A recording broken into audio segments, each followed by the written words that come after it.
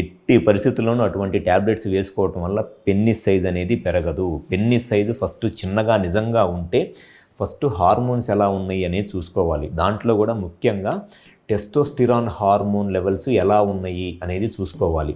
And దాంతోపాటు stretched penile length అంటారు. అంటే పెన్నిస్ ఎరెక్షన్లో ఉన్నప్పుడు ఎంత లెంత్ ఉంటుంది అనేది పెన్నిస్ని కరెక్ట్గా ప్యూబిక్ బోన్ ఉంటుంది, ప్యూబిక్ సింఫైసిస్ అంటారు. ప్యూబిక్ సింఫైసిస్ నుంచి కొంచెం పెన్నిస్ని స్ట్రెచ్ చేసి స్కేల్ పెట్టి చూసుకుంటే ఆ స్ట్రెచ్డ్ పెనైల్ లెంత్ కనుక మినిమమ్ 8 సెంటీమీటర్స్ ఉందనుకోండి, వాళ్ళకి పెద్దగా సెక్షువల్గా ఎటువంటి ప్రాబ్లం రాదు.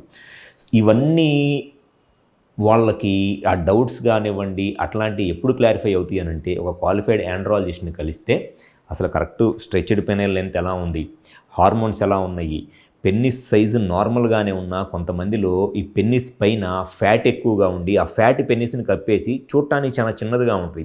కానీ ఇరెక్షన్ వచ్చినప్పుడు ఫ్యాట్ నుంచి పెన్నిస్ బయటకు వచ్చేసి నార్మల్గానే ఉంటుంది, కానీ చూసుకోవటానికి మట్టికి చాలా చిన్నదిగా ఉంటుంది. దేనికేనంటే ఆ పెన్నిస్ అంతా వాళ్ళకి ఫ్యాట్ లోపల ఉండిపోయింది, దాన్ని బర్రీడ్ పెన్నిస్ అంటారు. ఇటువంటి ప్రాబ్లమ్స్ కూడా ఉంటాయి.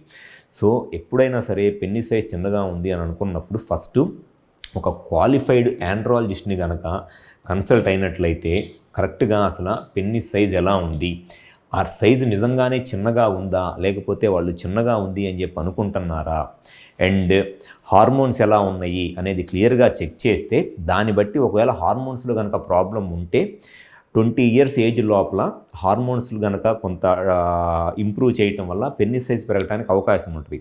వన్స్ ఆ 21-22 ఇయర్స్ ఏజ్ క్రాస్ అయ్యి బోన్స్ ఫ్యూజ్ అయిపోయే టైంలో, అంటే ఆల్మోస్ట్ హైట్ పెరగటం ఆగిపోయే టైంలో పెన్నిస్ సైజ్ పెరగటం కూడా ఆగిపోయింది. సో అటువంటి వాళ్ళు ఎటువంటి ట్యాబ్లెట్స్ వాడుకున్నా, ఎన్ని మందులు వాడుకున్నా, ఎన్ని లక్షలు ఖర్చు పెట్టుకున్నా పెన్నిస్ సైజ్ అనేది మట్టికి ఎట్టి పరిస్థితుల్లోనూ పెరగదు.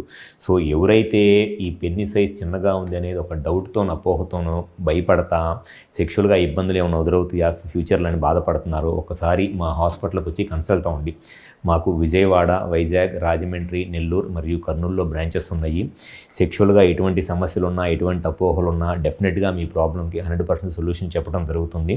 సో మా హాస్పిటల్ నెంబర్ కాల్ చేసి ఒకసారి అపాయింట్మెంట్ తీసుకొని విజయవాడ, వైజాగ్, రాజమండ్రి, నెల్లూరు మరియు కర్నూలులో కన్సల్ట్ అవ్వండి. మీ సెక్షువల్ ప్రాబ్లమ్స్ అన్నిటికీ గ్యారంటీగా సొల్యూషన్ చెప్పడం జరుగుతుంది. Thank you.